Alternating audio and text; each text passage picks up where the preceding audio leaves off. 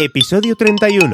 Los inicios de uno de los podcasts de humor con más éxito en España. Entrevista con Álvaro Martín, de Zafarrancho Vilima. Objetivo Podcast.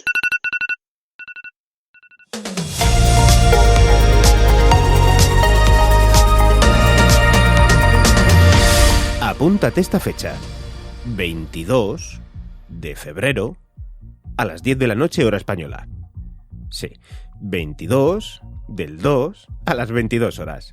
Porque Oliver Oliva y un servidor te vamos a estar esperando. Entra en podcastingparaprofesionales.com y regístrate.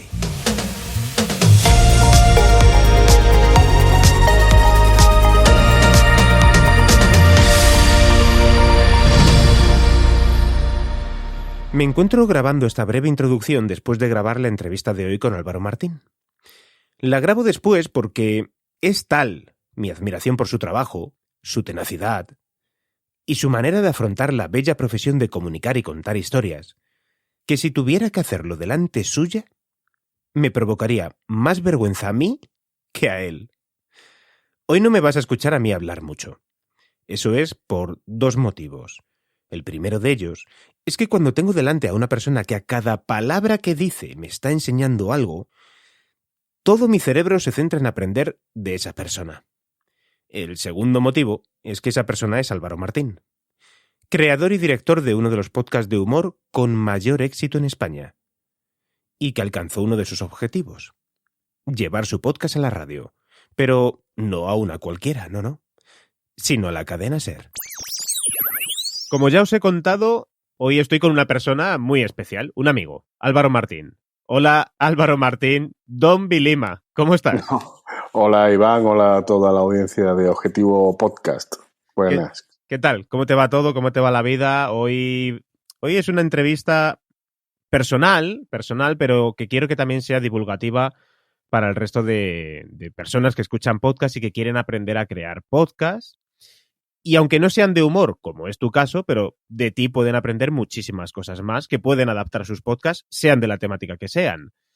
Y es que, para la gente que no te conoce, tú eres digamos que el creador, el director, el que gestiona uno de los podcasts de humor que hoy en día también están en radio, en este caso en Radio Sevilla, y tiene emisión regional y a través de los podcasts, emisión internacional, pero vosotros empezasteis en formato podcast y ahora me vas a contar, o nos vas a contar a todos, cómo empezasteis con el podcast Zafarrancho Vilima.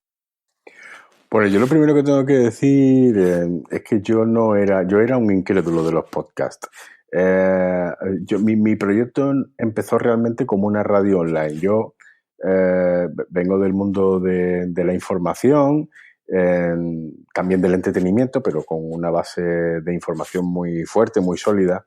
Y entonces yo siempre he pensado y de hecho me siguen gustando. Lo que pasa es que, bueno, ya me he rendido al fenómeno de la radio a la carta, pero yo siempre he pensado que tenían más puntos los programas en directo, ¿no?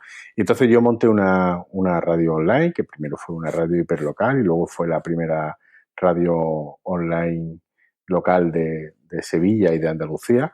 Y entonces, bueno, pues esa radio tenía una programación muy limitadita porque la hacíamos muy poquitas personas. Y bueno, yo en esa radio online hacía de todo, ¿no? Aparte de dirigirla, crearla y tal, pues hacía un programa magazine por las tardes para que se echara a temblar Julia Otero y Francino. Y luego tenía yo muchas inquietudes. Entonces en ese programa magazine pues como que entraban todo tipo de secciones, desde misterio a musicales. Y una de esas secciones, la musical, pues fue degenerando en un cachondeo que tenía como excusa lo musical, pero un cachondeo. Y bueno, así seguimos y el caso es que yo me di cuenta de que era un esfuerzo ímprobo el que hacíamos de mantener una programación en esa radio online que luego finalmente pues escuchaban pocas personas. Entonces ya estaba incorporado en el equipo Quique Silva, que es uno de los pioneros del podcasting en España. Sí. Y que tenía y tiene, ahora lo tiene un poco hibernando, pero tiene uno de los podcasts de más éxito en España, que es La Buhardilla, de ciencia y divulgación. Entonces él me decía, Álvaro, es que hay que apostar más por el podcast, porque si tú estás pensando que la gente entre a escucharte en directo, online, pues para eso necesitas una labor de difusión que solo están al alcance de los influencers de los medios de entonces, ¿no? Que eran pues las grandes cadenas y corporaciones de radio. Entonces, digo que esa sección musical degeneró en un cachondeo con el tono musical y al final decidí hacer un experimento más, que era pues un programa que tuviera mucha nostalgia, que fuera muy retro y que la percha y que el hilo conductor fuera el humor. No un programa de humor, pero sí un programa en tono de humor, ¿no? Y para eso congregué a dos de los colaboradores que tenían en Magazine, más uno que se sumó, y así fue como nació Zafarrancho Vilima, que al principio era un programa en parrilla, quiero decir, era un programa que se emitía un día a una hora y tal. Lo que pasa es que ahí sí me puse las pilas y aparte de emitirlo en parrilla, pues ya sí me preocupé un poco de difundirlo después en formato podcast. Hasta que al final todo el esfuerzo de aquella radio online y tal, bueno, pues yo me di cuenta que el producto que estaba pitando en ese momento era Zafarrancho Vilima y me quedé con él, cerré la radio y ese fue el proyecto que empecé a pilotar en aquel momento. Hay muchísima gente que no va a saber qué es Vilima. Yo ya lo conozco porque me contasteis la historia y mucha gente que no vivimos en este caso en Sevilla, como vosotros, que no sé si Vilima, eran almacenes Vilima, ¿verdad? Tenían también otros almacenes en el resto de la región, pero ¿por qué? ¿Por qué Vilima? ¿Qué os llevó a esto? Es decir, vale que la nostalgia, pero ¿por qué? Pues mira, Vilima eran unos grandes almacenes que empezaron en Sevilla en la época del desarrollismo, y a la par que el Corte Inglés, Galerías Preciados y todo eso. Lo que pasa es que se quedaron en unos almacenes que solo tenían una tienda en el centro de Sevilla, pero formato del Corte Inglés, con un edificio grande, con plantas y tal, ¿no? Vendría a ser el equivalente en Madrid al Sepu. Sí. O algo así, es decir, como una especie de gran almacén, pero local, ¿no? Un Galerías Preciados, ¿verdad? También de la época. Sí, pero la diferencia es que Galerías Preciados era a nivel nacional y esto era una única tienda, unos únicos grandes almacenes solo en el centro de Sevilla, ¿no? El motivo de ponerle el nombre, bueno, yo después de esto he tenido conversaciones muy curiosas con amigos como Manu Sánchez, en el que, contando siempre, mucha gente me pregunta que por qué se llama el programa Zafarrancho Vilima, y yo le dije que eso pasó como pasan muchas cosas en mi vida. Lo primero que se me ocurrió fue el nombre. Vilima suena a retro aquí en Sevilla. Uh-huh. Es decir, tú cuando alguien va vestido un poco, hecho un poquito al fantoche o un poco de modé, que dicen los franceses, pues yo utilizaba la expresión que te la he comprado en Vilima, como diciendo que te ha comprado eso hace ya 15 o 20 temporadas, ¿no? Entonces a mí Zafarrancho Vilima, que era como aquellos almacenes promocionaban sus rebajas, ¿no? Decían zafarrancho de precio, Zafarrancho Vilima, ¿no? Así era como anunciaba. A mí Zafarrancho Vilima siempre me gustó porque parecía como una especie de grito de guerra, ¿no? Una llamada muy efectiva. Uh-huh. Entonces a mí me gustaba el nombre y luego cuando decidí hacer un programa retro, pues dije, pues este nombre que tanto me gusta, que tanto ha sonado en mi cabeza, es el que voy a utilizar para el programa. Entiendo o entendía que evidentemente a la gente de Sevilla de una cierta edad le iba a sonar, evidentemente, pero también contaba con que la gente que no fuera de Sevilla, pues no iban a saber de qué iba la vaina, pero sí le iba a sonar igual de musical e igual de gritos de combate que me sonaban a mí. Y la verdad es que ha funcionado, quiero decir que ha tenido el impacto que yo esperaba en Sevilla, donde todo el mundo conoce eso, uh-huh. y fuera de Sevilla pues también la gente lo ha asumido como algo, y se han inventado expresiones como los vilimeros, entonces he creado una marca a partir de algo que ya existía. Además me hace mucha gracia porque como a los 9 meses de empezar a hacer el podcast, me contactó un heredero de aquellos almacenes, bueno, aquellos almacenes cerraron en el año 2000. Me contactó un heredero de aquellos almacenes para tomar un café y yo pensaba que me iba a echar una bronca, que me decía, oye, tú te has adueñado, tú por qué has puesto nuestro nombre a un programa y además así tan ridículo, tan gracioso, tan de humor, ¿no? Y no, me tomé el café con él y era para agradecerme que me hubiera acordado de ellos y que su abuelo, porque este era el nieto del fundador, estaría muy orgulloso de que hubiera un programa de radio que se llamara así y tal. Y de hecho me dijo, ¿tú has registrado el nombre del programa? Digo, pues no, de momento no. Dice, pues que la marca es para ti, que te la quedes tú. Y entonces yo soy ahora el dueño de la marca Zafarrancho Vilima, que en un principio no me pertenecía, pero me la cedieron ellos amablemente.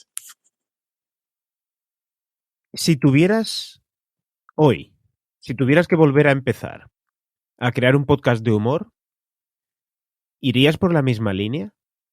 Es decir, ¿volverías a plantear un podcast de humor retro?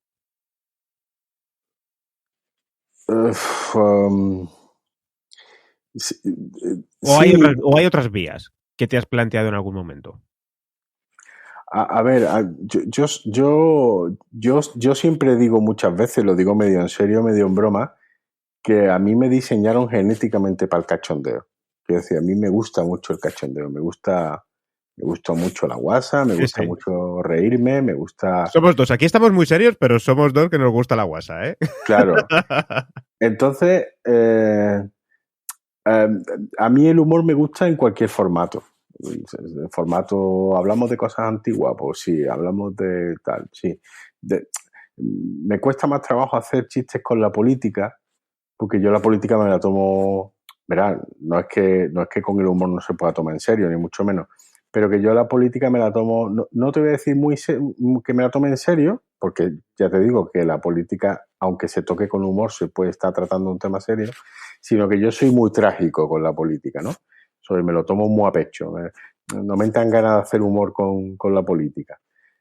Pero, por lo tanto, cualquier formato de humor me parece válido y lo que pasa es que hacer un programa de humor sobre cosas antiguas era una cosa que yo hacía muy recurrentemente con mis amigos cuando nos reuníamos, ¿no?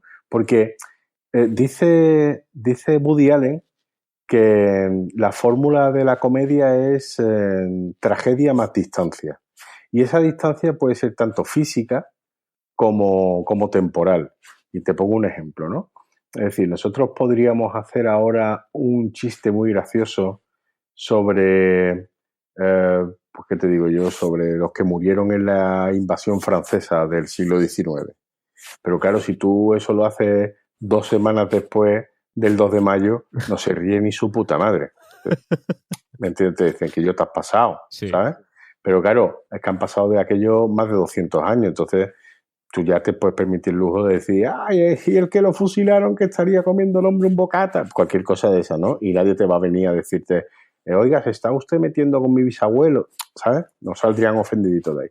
Y luego también en la distancia física, ¿no? O sea, tú no es lo mismo que tú leas una noticia de le amputan los testículos a un hombre en la India porque la mujer lo pilla haciéndole marranadas a una vecina y tú haces así y dices, qué chiste más bueno y tal, no sé qué, y tú te vas a reír porque aunque haya pasado ayer, ha pasado en la India y a ti lo que pasa en la India te pilla muy de refilón. No es lo mismo que si esa noticia la protagoniza un señor de Castellón. Pues si la protagoniza un señor de Castellón genera otro tipo de debate. Pero si pasa en la India, pues lo que hace es que te dice, a ver dónde puedo yo sacar chiste aquí. ¿Sabes lo que te quiero decir? Ya, la distancia le aporta, le quita drama, ¿no? Claro, no es que le quite drama, sino que te como que te autoriza o te da beneplácito para tomártela más a la ligera, para reírte más. ¿Sabes lo que te quiero decir? Entonces, acogiéndome yo a esa fórmula magistral de Woody Allen, de la comedia es tragedia más distancia, temporal o física, pues claro, todo visto desde el punto de vista retro es muy gracioso. Porque claro, tú te montas ahora en un coche y tú te acuerdas de cómo eran los coches en los años finales de los 70, principios de los 80, que había taxistas que le ponían un ventilador con una ventosa que oía al cristal, y tú te tienes que reír. Ya. Aunque en aquel momento fuera tecnología punta y hubiera muchas criaturitas pasando fatiguitas, conduciendo un taxi y pasando mucha calor, y el hombre no que se le ocurriera poner un ventilador. Entonces, claro, en aquel momento era lo que había, pero tú lo ves ahora y dices que qué gracioso, ¿no? Qué gracioso. O los coches siempre dan mucho juego, porque claro, el coche es el artefacto humano que más y más rápido evoluciona, pero en cuestión de meses. Yo me compro un coche ahora y tú te lo compras dentro de 2 meses y el tuyo ya vuela en comparación con el mío. Entonces, el mundo del motor, que incluso teníamos la sección que se llama el mundo del motor, da muchísimo juego, ¿no? Ya a nadie se le ocurriría llevar el almanaque ese que te daban en el taller del coche para que tú lo pegaras en la guantera, que luego tú sacabas los meses como si fuera un acordeón y como alguien tocara y luego no había cojones de volver a meterlo para adentro cuando tú querías cambiar de febrero a marzo. En fin, que eran cosas que en aquel momento tú no te las planteabas, pero tú las ves ahora y dices es que es muy gracioso. Entonces, el tiempo te facilita, te da casi medio gol. El tiempo es como Xavi cuando le pone una pelota a Luis, como Messi cuando le pone una pelota a Luis Suárez, o cuando se las ponía, ya no está Luis Suárez en el Barça, pero, ¿sabes? Le da medio gol. Ya nada más que él te acuerdas, Guillo, ¿te acuerdas de eso? Ya es medio gol, ya lo que te falta es rematar con el chiste, ¿sabes? Entonces, es una fórmula que funciona muy bien, que si yo a día de hoy volvería a hacer un programa retro, pero habiendo hecho Zafarrancho Vilima o sin haber hecho nada. Sin haber hecho nada. Si tuvieras hoy que elegir... No. Yo creo que la cabra tira para el monte. Sí, ¿no? Y sí. Además que yo tengo muy buena memoria. Claro, me acuerdo de muchas cosas. Me acuerdo de un montón de cosas. Claro, porque hay muchos programas de humor, tanto de radio míticos como ahora de podcast, que utilizan recursos, por ejemplo, como el de la imitación, poner voz a distintos personajes. También se llevan el humor a una parte de actualidad, como dices tú, con noticias que sean recurrentes, de las cuales aparecen todos los días en la prensa, e incluso noticias que son también reales, que son serias, pero hay gente que no te las acabas de creer, ¿no? Como pues las últimas semanas, por ejemplo, este golpe que ha habido en Estados Unidos, ¿no? De acceder al Capitolio de esa manera. Eso da para chiste. Da para mucha coña, desde luego. Pero en cambio vosotros no. Vosotros, en tu caso, cuando empezaste con Zafarrancho Vilima, más o menos, habéis hecho muchísimos cambios durante todo este tiempo, poco a poco, el programa ha ido evolucionando, pero con la idea clara de que vamos a hablar de algo de lo de antes. Y además todos vuestros episodios son así. Los bebés de antes, los estrenos de antes, ¿qué más tenéis por aquí, por ejemplo? Los alumnos de antes. Bueno, tenéis de todo, es cierto, tenéis de todo. A mí en iVoox me aparecen 183 episodios. Son más, en realidad, porque hay bastantes especiales que no están numerados. Vale. Pero son... La Andalucía de antes, por ejemplo. Sí, juguetes de imitación de antes. A mí hay uno que me encanta, que es monstruos del cine de antes. Porque es verdad, a mí me surgen... Yo tengo una cosa muy clara. Yo no me como la cabeza por encontrar los temas. Yo dejo que las musas me sorprendan. Entonces, cuando se va acercando la fecha de grabación del programa y yo veo que todavía no he encontrado un buen tema para hacer el programa y tal, no me preocupo. Yo sigo haciendo mi vida normal hasta que algo me llama la atención y entonces pongo un mensajito en el grupo del WhatsApp, y que aunque yo tomo las decisiones, siempre me gusta ver qué es lo que opinan los demás, ¿no? Y digo, oye, he pensado en este programa y tal. Y el de los monstruos del cine de antes se me ocurrió viendo el año pasado, un poquito antes de confinamiento, echaron en Netflix una serie de Drácula. Yo dije, coño, Drácula, tío, sí que Drácula ya no da ni miedo, tío. Drácula, claro. Entonces me di cuenta de que había un montón de monstruos del cine que ya no salían, que era la momia, el hombre lobo, Frankenstein, Drácula. Y dije, que yo, es verdad, y es que ya se han pasado de moda hasta los terrores. Y entonces ese me gustó mucho, me divertí mucho haciéndolo. El programa ha evolucionado mucho, evidentemente, y de cómo fue a cómo es ahora, ha cambiado sustancialmente, algunas veces por necesidad y otras veces por gusto. Por necesidad porque ha habido miembros que comenzaron el proyecto que ya no están. Sí. Y algunos, como por ejemplo el profesor Leberato, tenía su propia sección donde... Y se jubiló. Y se jubiló el hombre, ya, claro. Era un profesor de literatura mío que yo había tenido cuando yo estudiaba bachillerato, que a mí siempre me ha gustado mucho utilizar palabras que ya están de modé, ¿no? Que son andalucismos, claro. Pero, por ejemplo, grifota, que eso se decía mucho en las casas aquí en Andalucía, decir, no te juntes con ese que es un grifota. Un grifota es uno que fuma grifa, uno que fuma porreta. Ajá. Pero claro, tú dices grifota ahora, y incluso aquí en Andalucía hay quien te dice que ¿tú cuánto hace que no sale a la calle? ¿Sabes lo que te quiero decir? Entonces, o sostén. ¿Cuánto tiempo hace que no se dice sostén? Que ya se ha impuesto la palabra sujetador. Sí. Y sostén ya, tú dices, mira, es que fui y cogí un sostén de mi mujer y dice que yo, tu mujer, que tiene 73 años. Entonces, el programa ha evolucionado mucho, ya digo, unas veces por necesidad y otras veces por gusto. El caso es que, aunque nos apetece jugar con otro tipo de cosas, un poquito con la actualidad, un poquito, o incluso con lo políticamente correcto, no perdemos nuestra mirada retrospectiva porque se ha convertido en nuestro marchamo.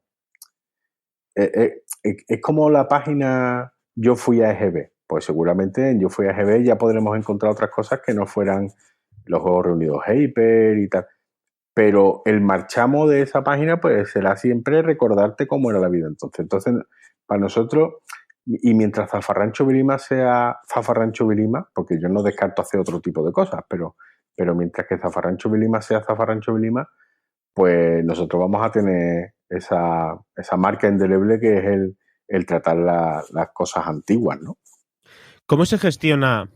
Fíjate que voy a utilizar un recurso precisamente muy empresarial, pero en este caso recursos humanos. ¿Cómo se gestionan los recursos humanos de un grupo de amigos que graban podcast, que graban un programa de humor, que se llevan bien o puede que sean amigos de siempre, amigos que se han hecho poco a poco y se juntan para hacer algo que les gusta muchísimo? Pero ¿cómo se gestiona luego este aspecto de los recursos humanos? Porque hacer un programa de humor, vale, requiere de que, además de que va a estar más o menos preparado y se sabe por dónde va a ir el programa, pero la gente tiene que estar con el ánimo alto, y todos tenemos problemas. Más cuando empezasteis, que por supuesto, y ahora también, hay trabajos. Es decir, que la gente venía de trabajar a grabar con vosotros.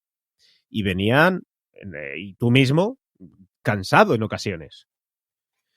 Bueno, ¿cómo se gestiona esto, las emociones? Porque en un programa de humor, oye, ¿no?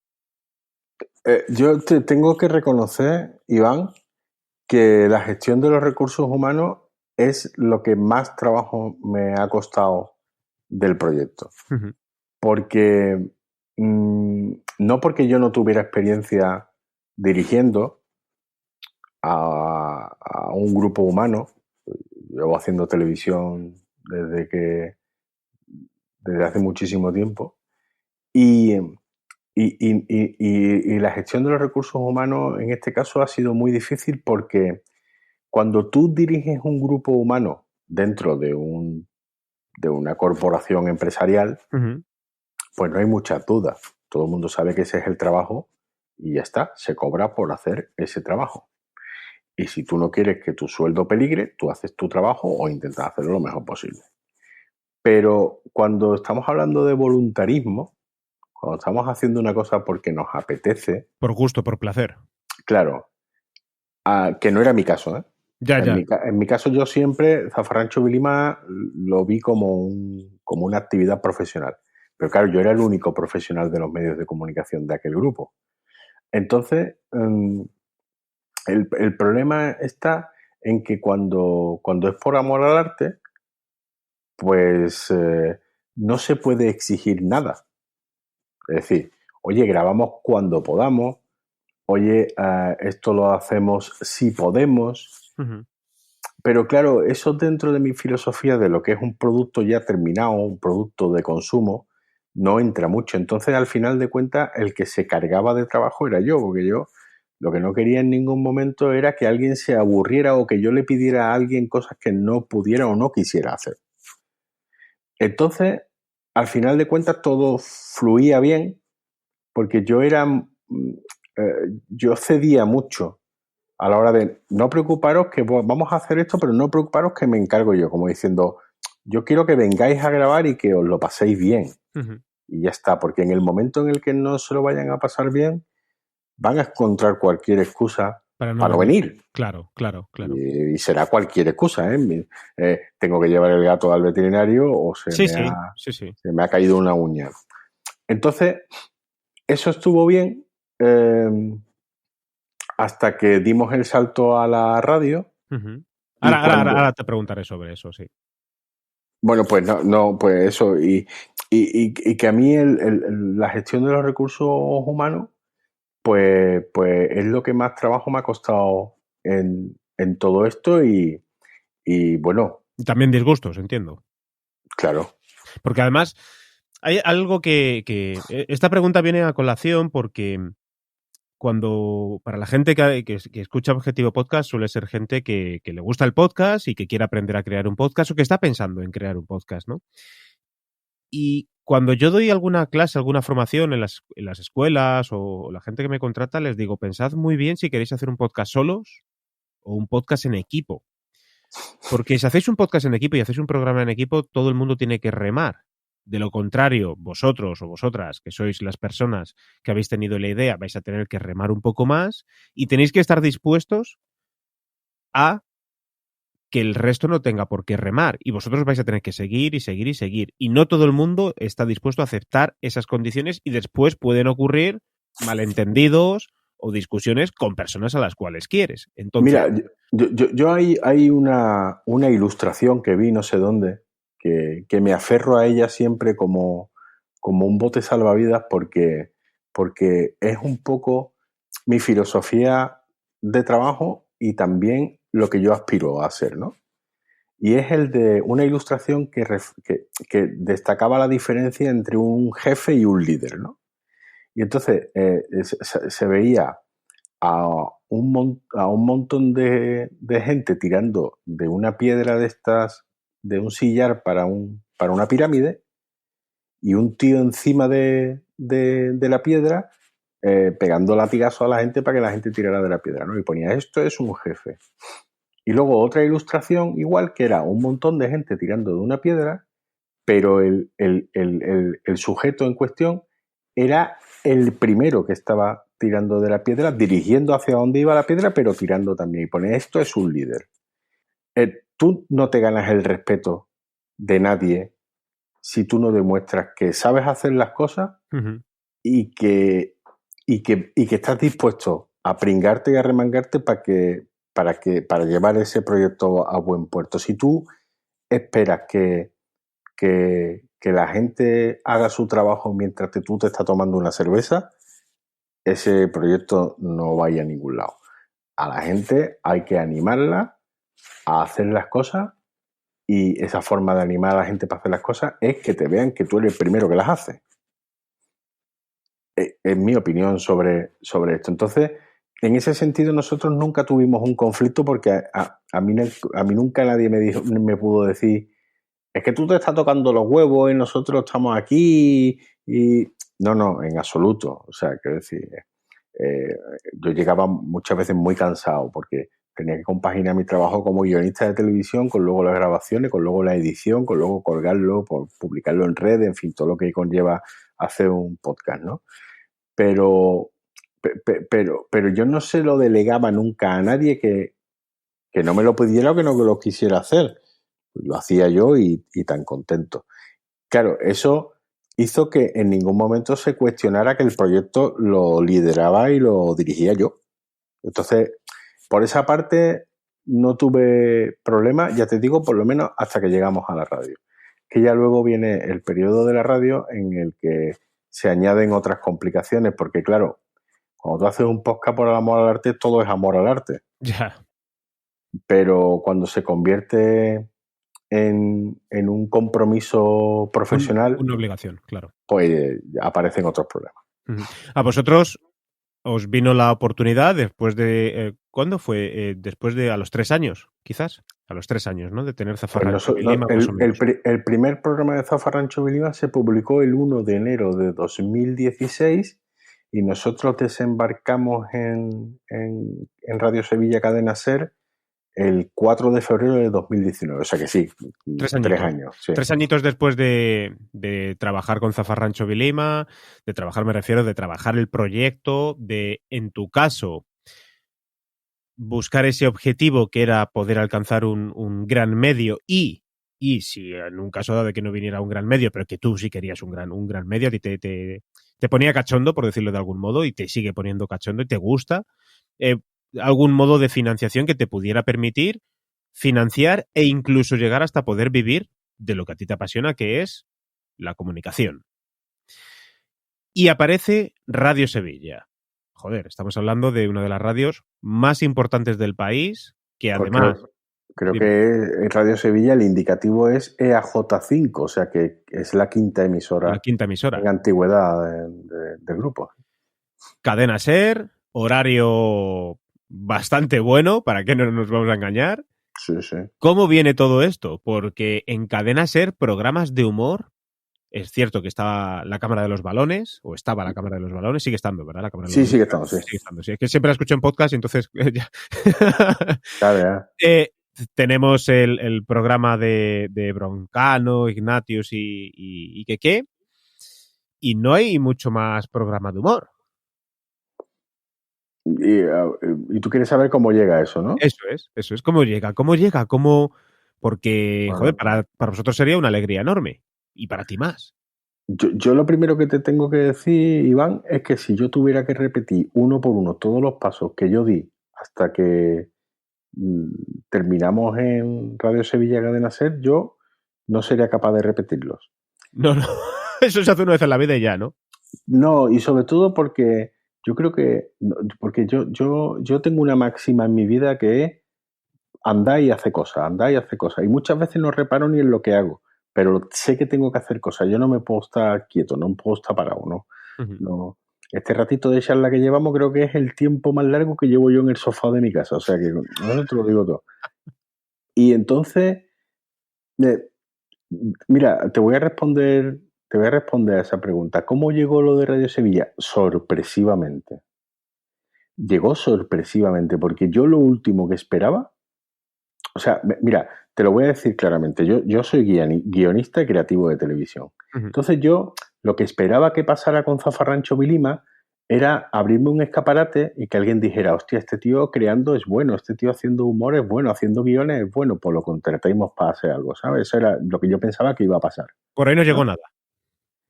Por ahí sí, llegó pero después de lo de Radio Sevilla. Vale.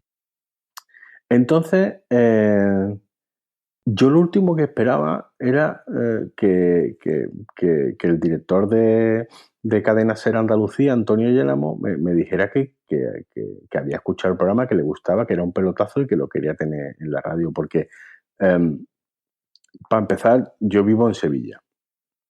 Y en Sevilla o haces informativos o trabajas para la radio pública andaluza, Canal Sur Radio, o hay pocas cosas más, porque las emisoras locales no tienen mucha programación. Entonces, encontrar un hueco donde colocar este producto era muy difícil, ¿no? No quiero decir que no se me pasara por la cabeza, pero yo decía, pero bueno, ¿en qué momento van a poner este programa si esto es programación nacional, boletín local, programación nacional, boletín local, un pequeño programa regional de tertulia política y otra vez a la programación en cadena? Entonces yo no veía el hueco donde podía entrar Zafarrancho Vilima, y cuando Antonio Lleramo me dice que quiere el programa, yo le pregunto, ¿pero qué lo quieres? ¿Como un podcast? Porque claro, Yo pensaba, a lo mejor lo quiere para Podium Podcast o algo así, lo quiere como podcast. Dice, no, lo quiero para la antena. Claro, la ventaja que... yo tenía un amigo, tenía y tengo un amigo, Tomás Sumer, que dice que en la vida el trabajo es importante, pero también es importante la chamba, la suerte. Uh-huh. Y la suerte que tuvimos nosotros fue que a la par que empezó Zafarrancho Vilima, cerró Máxima FM y Sí. todas las máximas FM provinciales se convirtieron en un medio local que era Ser Más Sevilla, Ser Más Madrid, Ser Más Barcelona, en fin.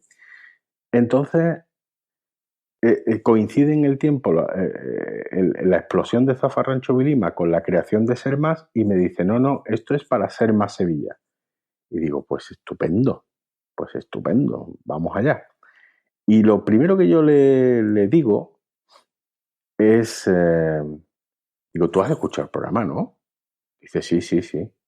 Digo, y a ti no te asustan las cosas que decimos, porque nosotros presumimos, pero no por presumir, sino porque no sabemos hacer las cosas de otra forma. Y yo creo que en este rato de charla contigo te lo estoy demostrando, que no, de no tener filtros, ¿no? De comportarte de una forma muy natural y de decir las cosas tal y como uno las piensa, sean más verdad o sean más mentira, pero lo que uno piensa y que te suden 3 cojones los ofendiditos y todas esas cosas, pues. Entonces, nosotros utilizábamos un lenguaje... Canalla. Sí, canalla, gamberro, ¿no? Tampoco malsonante, pero canalla. Gamberro, sí. Uh-huh. Y hablábamos de colectivos de los que parece que no se puede hablar sin que alguien se rasgue las vestiduras, ¿no? Los transexuales y tal. Y pues, bueno, como hablábamos de las cosas de antes, y los transexuales de antes eran muy graciosos, pues, entonces yo le dije, digo, tú sabes de qué va la vaina, ¿no, Antonio? Dice, sí, Álvaro, yo escucho el programa y no tengo ningún problema, no os voy a decir nada de cómo tenéis que hacerlo ni nada. Dice, yo lo único que empezaré a escuchar los programas y que si veo que están muy subidos de tono, pues en vez de a las 10 de la noche os programaré a las 2 de la madrugada. Y cuando yo fui a hablar con el resto de compañeros y le dije, mira, no, me han ofrecido esto y tal, no sé qué, y ellos me hicieron la misma pregunta, oye, pero ¿te han dicho algo de censura o algo? Digo, mira, no me han dicho nada de censura. La censura la voy a imponer yo a partir de ahora. Porque si bien es verdad que el director de la cadena me ha dicho que no hay ningún problema porque nosotros sigamos hablando como seguimos hablando, lo que tampoco quiero es que una vez que hemos dado el salto a la radio comercial, por culpa de no poder mordernos la lengua, nos pasen a un horario poco comercial como son las 2 de la mañana. Es decir, yo lo decía, yo lo veía por la supervivencia del proyecto. Es decir, al final la radio vive de la publicidad y no entra la misma publicidad a las 10 de la noche que a las 2 de la mañana. Y entonces impuse una pequeña censura, sobre todo también porque nosotros pasamos del podcast donde alguien va a escucharte y una vez que alguien te busca y te escucha, no te puede culpar de nada. Oiga, usted sabía lo que venía. Eso es. Claro, usted sabía lo que venía. Pero la radio es indiscriminada, es una antena que suelta ondas. Y alguien puede tener la cadena SER puesta porque la lleva escuchando desde Pepa Bueno y ahora de repente encontrarse unos tipos que empiezan a decir ahí barbaridades y yo le decía,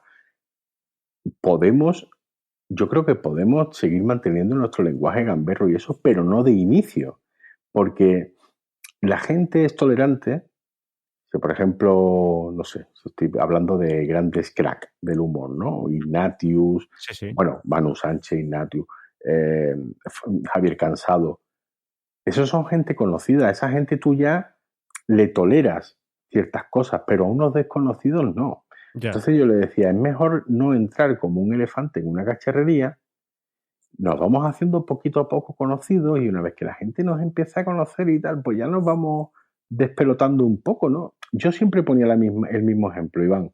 Yo decía, a que si nosotros estuviéramos en una reunión de amigos en un restaurante y de repente llegara el amigo de uno y empezara a contar chistes de Irene Villa y Ya. de no sé Diríamos, qué. madre mía, qué personaje. Este tío, ¿quién es? Te saldrías a Ahora, fumar un cigarrillo fuera con otro amiguete y dirías, madre mía, tú el que ha venido ahora, ¿eh? claro, pero si ese hombre llega y dice, hola, buenas noches, ¿qué tal? Pues mira, sí, mira, pues me ha quedado un poquito y tal. Y ese hombre va cogiendo confianza, poquito Poco a a poco. poco, a lo mejor 2 horas después y 3 cubatas después, cuenta el hombre el chiste de Virginia Neville y se cae la mesa de risa. Pero de entrada no. Ya. Entonces eso fue un poco la filosofía que yo les intenté transmitir a ellos y eso, sinceramente, con algunos me costó más y con algunos me costó menos. Ujú. Pero con los que me costó más fue difícil convencerlos de que no podíamos, por lo menos en ese momento, hacer lo que veníamos haciendo. Una persona que hoy esté interesada, que esté pensando, planteándose, es que soy una persona que le gusta mucho el humor, me gustaría hacer un podcast de humor con mis amigos, me gustaría hacer un podcast de humor con mi pareja, solo. ¿Cuál sería tu consejo? Tu principal consejo. Y estamos hablando de crear un podcast, es decir, que tú sabes perfectamente a la perfección cómo es esto. Es decir, una persona que se compra un micrófono o dos, una mesa de mezclas, tal y demás, y decide grabarse para hacer un podcast de humor. ¿Eh? Pues, hombre, yo a esa pregunta, Iván, tengo 2 respuestas. Porque Y me depende. parecen pocas, siendo tú. Sí, pero mira, Iván, yo te voy a decir una cosa. Yo no soy una persona muy inteligente, pero sí que es verdad que las personas más inteligentes que yo he conocido en mi vida nunca han dado por sentado nada y tienen 33 respuestas para cualquier pregunta porque parten desde lo innoto. Yo no soy muy inteligente, pero quiero llegar a serlo. Entonces, he copiado esa técnica. Mira, yo a esa pregunta tengo 2 respuestas porque depende de para qué quiere hacer podcast de humor. Si quiere hacer podcast de humor para estar con sus amigos, reunirse, tomarse 4 cubatas, cenar y luego grabar un podcast de humor y divertirse mucho y que lo escuchen sus amigos y lo que sea, la respuesta es que hagan lo que les salga del alma. Ujú. Que hagan lo que quieran. Que no se censuren. Que no intenten imitar a nadie. Que sean ellos mismos y que sea pues, como a mí me ha pasado muchas veces, que he tenido reuniones de amigos muy divertidas, muy cachondas y tal. Yo decía, joder, si tuviera aquí un micro ahora mismo, grababa un pedazo de programa de radio que te caga. O sea, que sea espontáneo, que sea divertido y que no intenten imitar a nadie y que sean ellos mismos y ya está, y que no tengan más pretensiones, ¿vale? Ahora bien, si uno es creador y quiere hacer un podcast de humor porque quiere darse a conocer, quiere que la gente lo conozca, quiere incluso a lo mejor en un futuro cercano ganarse la vida con esto, entonces mi respuesta es otra. Entonces mi respuesta es que hagan el podcast de humor como si cobraran 1.000.000 de euros por podcast. Todas las horas que se le echa al guión, a la preproducción, a la producción, a la edición, a la publicación de un podcast son pocas. Son pocas. Por lo menos bajo mi punto de vista. Es decir, yo nunca estoy rematadamente contento con lo que estoy haciendo. Siempre creo que hay un audio que puedo limpiar mejor, que hay una entrada que puedo suavizar, que hay una música que sonaba demasiado alto y eso va a molestar al oyente, que hay un chiste que podía haber estado mejor rematado, que hay un tema que yo tenía que haber afinado más a la hora de haber sacado ese tema. Así me tomo yo las cosas, ¿eh? Así me tomo yo las cosas. Sí, no, te comprendo. No sabes cómo. Entonces, esas son las 2 respuestas. Ya depende de cuál es el objetivo, hablando de objetivo podcast, que uno tenga a la hora de producir, ¿no? Porque un podcast de humor se prepara. ¿O podemos tirarnos a la aventura con improvisación? Depende. Me refiero, sin ser una persona hábil con la improvisación. No, quiero decir, depende, Iván. Quiero decir, si lo tuyo es por echar el rato, porque tiene 3 amigos con los que te ríes mucho y eso, pues preparar tiene poco. Pero tiene. Hombre, siempre hay que preparar algo, ¿no? Quiero decir, Siempre, por lo menos, hay que... Mira, te voy a contar una anécdota maravillosa que yo creo que tus oyentes la van a saber apreciar, porque sirve para todo en la vida, también para el podcast. Cuando yo durante mucho tiempo fui documentalista de un programa de entrevistas de un comunicador muy importante andaluz, pero que ha hecho mucho a nivel nacional. Y mi trabajo consistía en que él, en su programa, iba a entrevistar a alguien. Entonces, a mí, como 2 semanas antes, me decían, aquí tienes el teléfono de la persona a la que va a entrevistar y tienes que quedar con él y realizar una documentación, es decir, o lo que es lo mismo, una entrevista preparatoria en la que yo me tenía que enterar de dónde pasó la infancia, si jugó a la pelota, si estudió Derecho, si tenía 2 novias, si tenía 3 madres. Y luego eso yo lo plasmaba en una documentación, se lo daba a un guionista y el guionista elaboraba la entrevista que luego ese comunicador hacía. Entonces mi trabajo era el de documentalista. Uh-huh. Y un día me dijeron, mira Álvaro, tienes que ir a casa de un pintor, no voy a decir el nombre, tienes que ir al taller de un pintor, porque es el siguiente entrevistado del programa.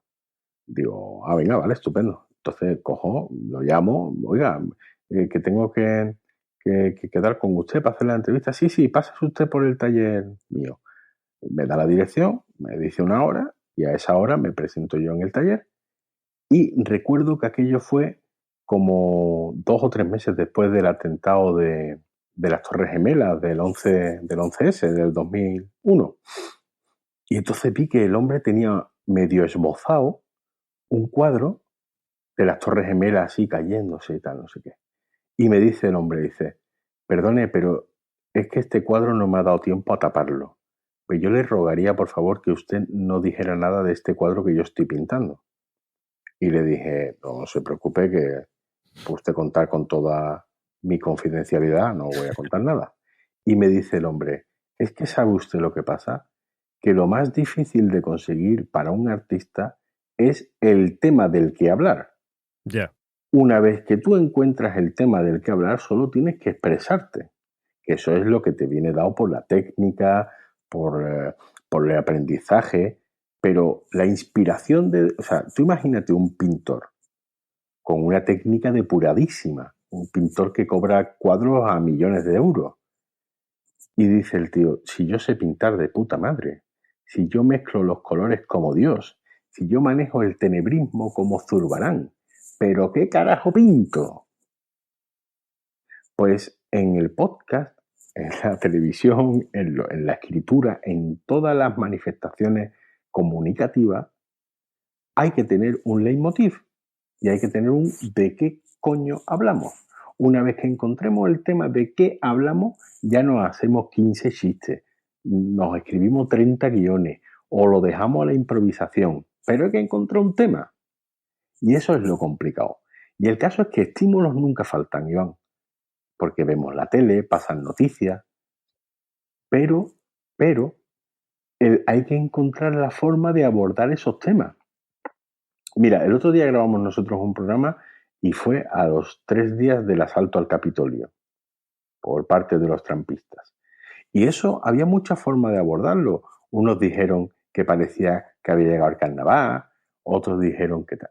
Y Gonzalo Rivas, que es un colaborador que tengo ahora en el programa, que es maravilloso, dijo, así nos asalta un congreso, coño.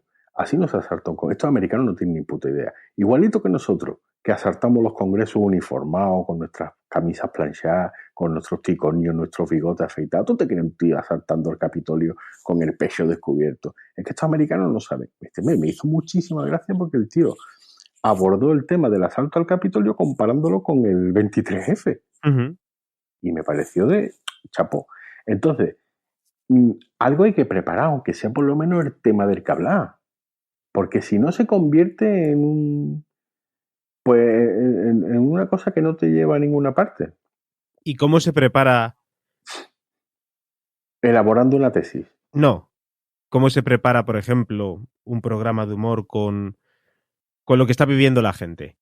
Entiendo, conociéndote un poco, creo que lo que podrías decirme sería algo como tengo que hacer todo lo posible para que la gente también salga de ese bucle, del COVID, de la pandemia, de todo esto. Vamos a hacer que la gente se divierta, pero ¿cómo lo preparas tú? ¿Cómo sacas esas fuerzas? ¿Cómo sacas ese ánimo para crear contenidos de humor? Contenidos que la gente se divierta. ¿Piensas en ti? ¿En quién piensas? Yo es que no, si te digo la verdad, yo no pienso en eso. O sea, yo no me considero, no me considero una píldora para salvar a nadie. Aunque luego es verdad que muchos oyentes te escriben, te mandan mensajes y tal, dicen, oye, muchas gracias porque me alegráis cada vez que aparece que habéis publicado un programa nuevo, o cada vez que os escucho en la radio, o me paso toda la semana esperando a que llegue el programa porque con todo lo que está cayendo se agradecen unas risas y tal. Es verdad que llegan ese tipo de mensajes, pero yo no pienso en eso cuando preparo un programa. Yo no me pongo a pensar, a ver de qué forma puedo yo alegrarle, a ver de qué forma puedo yo hacer que la gente se le olvide el confinamiento, o que se ha quedado parado, o que se le ha muerto un familiar por el COVID, o que lleva 7 meses sin ver a sus abuelos. No me paro a pensar en eso, porque entonces yo creo que sería peor el remedio de la enfermedad y yo mismo me vendría abajo. Yo lo que pienso a la hora de preparar un zafarrancho vilima es en lo bien que me lo voy a pasar haciéndolo. Es en lo único en lo que pienso. Y cuando, por ejemplo, me llega la inspiración y digo, pues esta semana vamos a hablar de los monstruos de cine de antes, por ponerte el ejemplo que te mencioné anteriormente, pienso en cuánto jugo podemos sacarle a ese tema y cuánto podemos reírnos haciéndolo.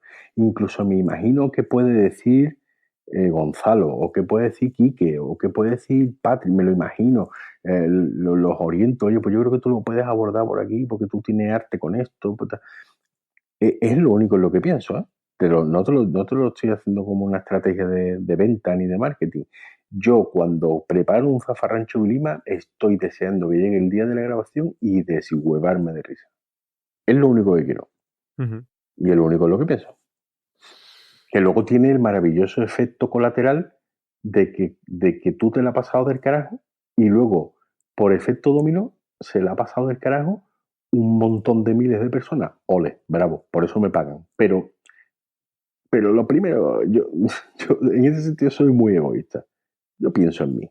Yo pienso en que me voy a montar una moto y me voy a recorrer una carretera llena de curvas y lo voy a gozar y lo voy a disfrutar. Y eso es una grabación de Zafarrancho Vilima para mí. Y el día que no sea eso, no volveré a hacerlo nunca más. Por ir terminando, ¿cuáles son los próximos pasos tuyos como creador? ¿Cuáles son los próximos pasos también de Zafarrancho Vilima? Menos mal que ha dicho que como creador, porque mis próximos pasos es ir al cuarto baño. ¿Hacia dónde vais? ¿O hacia dónde te gustaría llegar? ¿O a dónde ir? A mí me gustaría que Zafarrancho Vilima siguiera evolucionando. Y ya digo que evolucionará por necesidad, porque pasarán cosas, evidentemente. Pero también me gustaría que fuera evolucionando naturalmente hacia a mí me encantaría que Zafarrancho Vilima se hiciera en directo. Es una cosa que llevo persiguiendo desde que desembarcamos en Cadena Ser. Bueno, desde entonces todo ha sido enlatado, ¿no? Y además con semanas entre la grabación y la emisión para generarnos un colchón que nos permita mantener con fondo de armario, vamos, para poder ir publicando. Eso es. Pero a mí lo que me pide el cuerpo ahora mismo es el directo. Sí, ¿no? Me lo pide mucho porque yo inconscientemente, reconozco que inconscientemente, porque si fuera conscientemente lo siguiente que haría sería averiguar el número de la Bonoloto del lunes. Pero de manera inconsciente siempre voy dando pasos hacia el progreso. Y me explico. cuando yo monté la radio online, mi radio online no se escuchaba porque llegó con 7 años de adelanto. Si yo monto la radio online en vez de hace 7 años, la monto ahora, creo que me hubiera ido de otra forma. Porque en aquella época yo tenía que convencer a la gente que escuchara la radio por el móvil, me decía la gente que gastaba datos. Ya. Y mucha gente no escuchaba la radio porque era por el móvil. Es una cosa ridiculísima. Ya. Yo decía, pero bueno, que esto no gasta tanto, coño. Y si no, hasta un plan más en condiciones, ¿eh? Que también querrá mandarle vídeo por el WhatsApp a tu novia. Y era... Entonces, recuerdo una pregunta muy bonita que me hicieron en su momento que fue, pero... Y yo, todo el mundo se está pasando... Cuando nos fichó Radio Sevilla Cadena Ser, hubo alguien que me preguntó, pero si todo el mundo se está yendo de la radio para irse al podcast, y tú estás yendo del podcast a la radio. Digo, claro, picha, porque yo empecé en el podcast antes que mucha gente. El paso natural, lo normal, es que tú estés haciendo un podcast, tengas éxito y una gran plataforma de radio o de lo que sea, te fiche como creador, como creativo, ¿no? Sí, porque si no está claro que ganar dinero o intentar vivir de esto es muy complicado y cuando pero quieres realmente llegar a algo así necesitas de un mecenas importante. Pero que es así con todo, ¿no? Quiero decir, con todo, que tú para que te fiche la Metro Goldwyn Mayer tienes que hacer 30 cortos con tu cámara, con la cámara de vídeo de tu padre, ¿no? Sí, por supuesto. Y a ti para que te fichara Telecinco como humorista tenía que hacer humor en bares, ¿no? Sí, y para ser el batería de Fiti Fitipaldis necesitas tocar la batería en todos los sitios. Y en una verbena. Claro. Pues con el podcast y la radio pasaba igual. Entonces yo se lo decía, digo, si es que es lo normal que tú despuntes en un sitio chiquitito y te lleven a uno grande. Si es que eso es lo normal. Entonces, lo malo sería lo otro, que empezaras arriba y después fueras bajando. Eso es frustrante. Si lo bonito es esto. Bueno, tampoco es frustrante. Hay casos como, por ejemplo, el de nuestro amigo... No, iba a decir nuestro amigo como un Santi Camacho, que pasó de la radio al podcast y le va del carajo también a Santi, pero es que Santi es un fenómeno. Pero también se ha pegado muchísimo seguro en su momento dado, ¿eh? Hombre, claro, por supuesto. Claro, que ya Santi también tiene una edad, o sea que...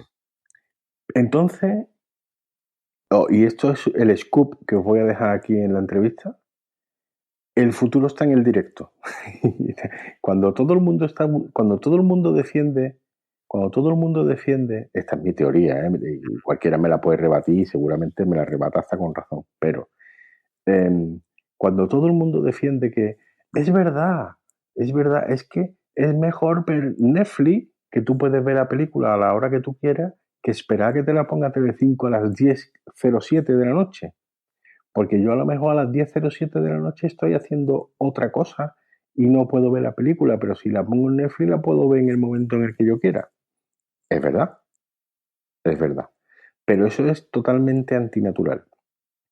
Eso atenta completamente a los biorritmos de cualquier ser humano. Yo recuerdo cuando en España la gente hacía las cosas al ritmo de televisión española. Sí. La gente comía con el telediario. Cenaba con el telediario y antes de acostar veían el 1, 2, 3. Sí. Y la vida, el diapasón que te marcaba lo que tú tenías que hacer era televisión española. Y ahora se ha convertido esto en un desmadre. Bueno, iba a entrar en política, vamos, igual. Entonces, ahora que es lo que veo yo con el panorama del podcast, Iván, veo sobresaturación. Mira, está iVoox, está Podimo, está Audible, está Spotify, Netflix ha sacado un podcast, un podcast al Banco de Sabadell que ya no vende baterías de cocina, ya vende hasta podcast. Entonces veo una saturación en el mercado del podcast que creo que lo que ahora tiene valor añadido es hacerlo en directo. Porque el hacerlo en directo, sobre todo con la tecnología que tienen ahora las cadenas de radio Y hay ejemplos maravillosos como los programas que hace en la calle. En la calle me refiero a en la calle en itinere, Man on the Street, que hace, por ejemplo, Carlos Alsina en Onda Cero, o los que hace se hacen en Cadena Ser, que se hace con una tecnología. ¿Verdad? Con Javier Gallego, Javier del Pino, perdón. Eso es, con Javier del Pino. Eso se hace ahora porque existe una tecnología del carajo que tú llevas un estudio de radio en lo que te... Bueno, y si quieres tener incluso varias entradas en lo que cabe en una mochilita. Sí, sí. Y además, porque la radio siempre ha salido a la calle, eso no es nuevo. Pero claro, uno quería hacer un programa en la calle y al final, hoy por hoy, desde el Círculo de Bellas Artes de Madrid, pero había una mesa y estaba fijo allí. No. Es que ahora se puede hacer un programa de radio, de prime time de radio, y un tío puede ir andando desde Cibeles hasta Callao, no Callao, hablando, por supuesto, desde Cibeles hasta Callao, puede hacer el tío el programa de radio moviéndose en itinere. Entonces, eso es a lo que yo aspiro en Zafarrancho Vilima. Y sobre todo a mayor interacción con el público. Porque nosotros ahora mismo grabamos una cosa muy divertida, muy currada, pero grabamos una cosa muy divertida con una semana de antelación, a veces con 2. Y la poca interacción que te queda con la gente, con el oyente, es que tú lo pongas en Twitter, el tío te responda que le ha hecho muchas gracias, el otro, ¿me entiendes? Pero esa interacción en directo con la gente que ya se conecta, que ya tiene acceso a todo, a WhatsApp, Twitter, Facebook, sus muertos, Instagram. Entonces, eso, yo creo que yo voy a probar por ahí. Pues, si me dejan, por supuesto, porque yo ahora no soy dueño de mi destino, yo ahora tengo que pedir permiso para todo. Pero desde luego tienes ese anhelo y esa inquietud de poder hacer Zafarrancho Vilima u otros proyectos, si es que salen o te apetecen hacerlos en el futuro, de esa manera, hacer directos e incluso yo creo que a ti también te gusta mucho el tema de hacer directos con público, ¿no? Es una cosa que a ti te gusta.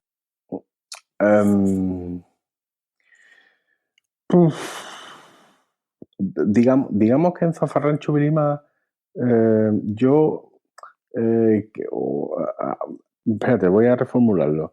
En Zafarrancho Vilima había gente que le gustaba más hacerlo con público y gente que le daba un poco igual. Yo era de los que me daba un poco igual, que hubiera público o no. Incluso algunas veces el público me molestaba. A ver, algunas veces, ¿eh?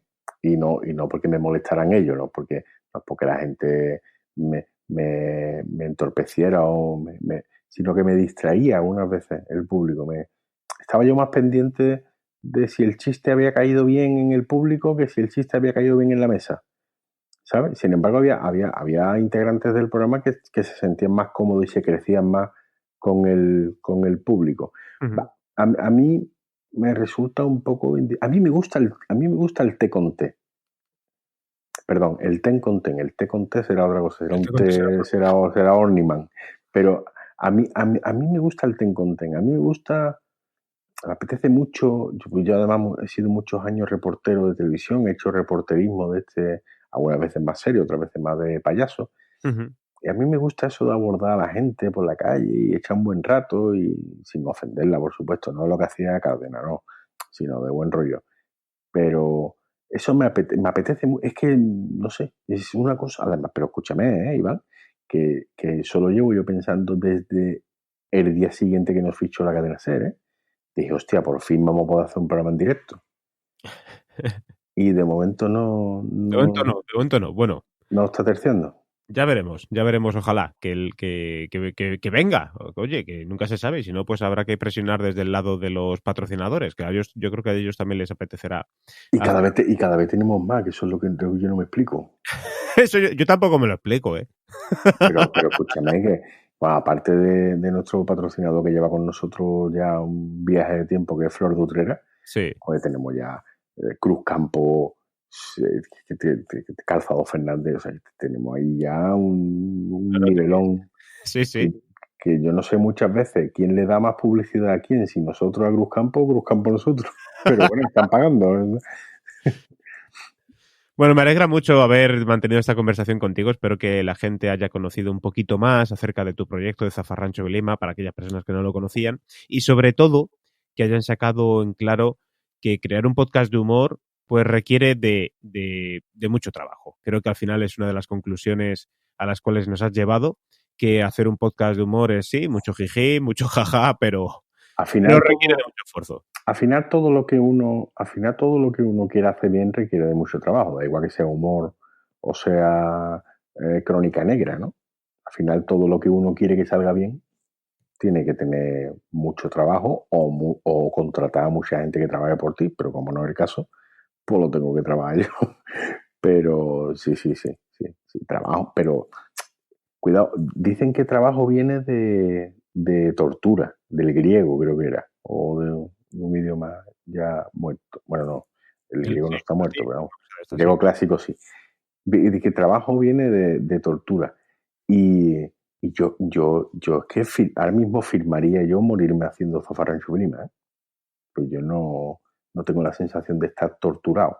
Uh-huh. De estar agobiado, sí, porque son muchas horas, a veces que te gustaría que fueran un poquito menos de horas, o de tú tener más talento, para que no sean tantas horas, pero no. Dedicación, más que trabajo, dedicación. Dedicarte, oye, ¿te gusta esto? Dedícale tiempo. Sí, al final es como un hobby. Yo tengo la suerte de que mi trabajo es mi hobby. Ese es un buen titular, ¿eh? A mí, yo soy muy pro de eso, ¿eh? Es decir, que sabemos ambos que nos dedicamos a algo que nos gusta muchísimo y aunque es trabajo, se disfruta de otra manera distinta.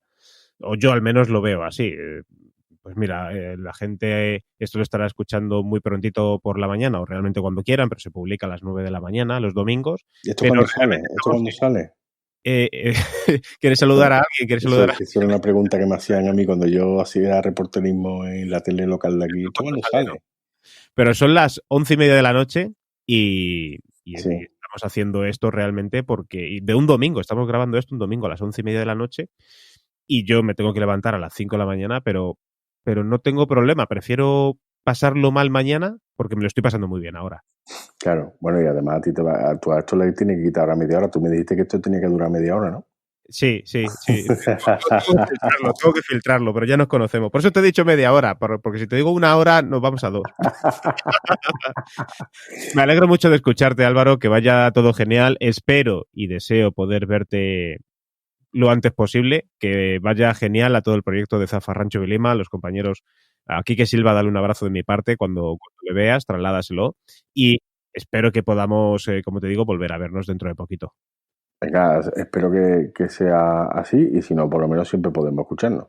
Siempre nos podemos escuchar, siempre nos escuchamos. Cuídate, un abrazo. Un abrazo. Chao.